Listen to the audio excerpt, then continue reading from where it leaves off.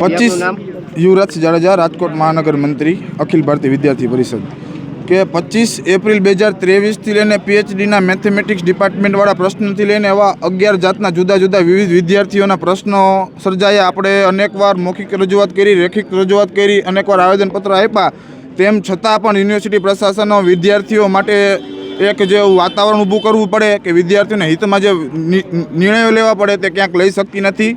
જે પીએચડીના પ્રશ્નોમાં ગેરરીતિ થાય કે પછી યુનિવર્સિટીની સુરક્ષાની વાત હોય, યુસી ચેમ્બરની અંદર વિદ્યાર્થી કે કોઈ પણ પ્રાધ્યાપકો જતા હોય તો એક સુરક્ષાના ભાગરૂપે મોબાઈલ રાખવામાં આવી, બહાર રાખવામાં આવતા હોય, બધી સુરક્ષાનું પાલન થતું હોય, તો આપણા કેમ્પસના વિદ્યાર્થીઓ માટે સુરક્ષાનું પાલન કેમ નથી થતું? યુનિવર્સિટીના કેટલા એવા પોઈન્ટ છે કે જ્યાં કેમેરાની સુરક્ષા કે વ્યવસ્થા આજ દિવસ સુધી થઈ નથી.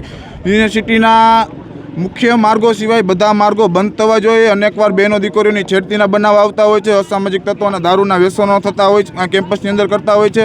એટલે આમાં યુનિવર્સિટી પ્રશાસને તાત્કાલિક જાગવું પડશે. અને અનેક વિદ્યાર્થીઓને એવા પ્રશ્ન આવ્યા છે અને અમે અનેકવાર રજૂઆત કરી છે કે ગ્રેસિંગ સિસ્ટમમાં ક્યાંક ગેરરીતિ થાય છે. ગ્રેસિંગ સિસ્ટમમાં ક્યાંક ગેરરીતિ થાય છે. 14 માર્કના ગ્રેસિંગ જેને મળવા જોઈએ અને 14 માર્કનું ગ્રેસિંગ મળી જતું હોય છે, જ્યારે 4 માર્કના ગ્રેસિંગ અટકતા હોય અને 4 માર્કનું ગ્રેસિંગ નથી મળતું. એટલે આ સેક્શન 166-67ને ધ્યાનમાં રાખીને તેમાં કાયદાકીય કાંઈક સુધારા યોગ્ય વિદ્યાર્થી હિતમાં પ્રશ્ન લેવા જોઈએ. બહેનોનો હોસ્ટેલનો પ્રશ્ન હતો, બહેનોના હોસ્ટેલમાં હજી સુધી પણ કોઈ પણ જાતનો ફેરફાર કરવામાં આવ્યો નથી. જે મેસ વ્યવસ્થા છે, સ્થિતિ ત્યાંની ખૂબ દયનીય છે.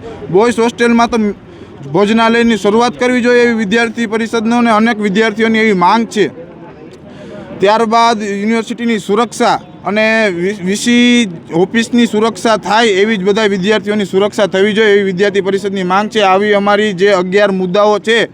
અને વાત કરું કે એક સંસ્કૃત ડિપાર્ટમેન્ટમાં, સંસ્કૃત ભવનમાં જે વિદ્યાર્થીનીને જે ગેરરીતિ દ્વારા ટૂંક સમયમાં પીએચડી કમ્પ્લીટ કરવામાં આવ્યું તેવા ગાઈડ અને તેમાં સંડોવાયેલા બધા સામે કાયદાકીય પગલાં લેવામાં આવે એવી અનેક રજૂઆતો અમારી છે. અને તેને લઈને અમારી રજૂઆતને સ્વીકારવામાં નથી આવી અને તાત્કાલિક કોઈ પણ પગલાં લેવામાં નથી આવ્યા. એટલે અમે આજે રોજ વિદ્યાર્થી પરિષદના બધા મહાનગરના કાર્યકર્તાઓ અહીં ધરણા પ્રદર્શન કરવા માટે આવ્યા છીએ. અને જ્યાં સુધી અમારા બધી માંગોને લેખિતમાં સ્વીકારવામાં નહીં આવે અને ત્વરિત કામ ચાલુ કરવામાં નહીં આવે ત્યાં સુધી આવી જ રીતના અમારું આંદોલન અને ધરણા પ્રદર્શન શરૂ રહેશે અને સંપૂર્ણ જવાબદારી યુનિવર્સિટી પ્રશાસનની રહેશે.